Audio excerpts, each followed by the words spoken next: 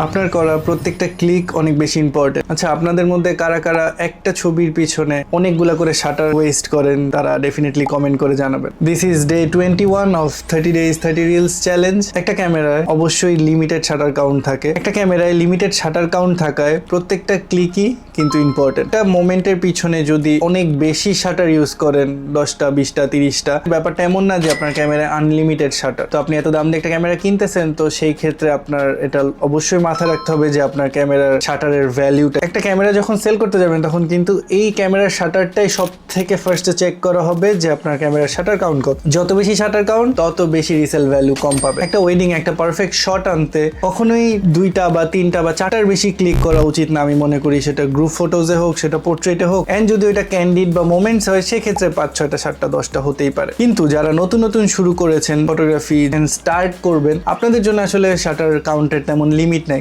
একজন বিগিনার হিসাবে আপনি বেশি বেশি শাটার খরচ করবেন, বেশি বেশি এক্সপেরিমেন্ট করবেন। প্রত্যেকটা শাটার এভাবে আপনার গুণে ইউজ করা লাগবে না, কারণ আপনি যত বেশি এক্সপেরিমেন্ট করবেন তত বেশি শিখবেন। তো 2টা মানুষের জন্য 2টা ভিন্ন চিত্র।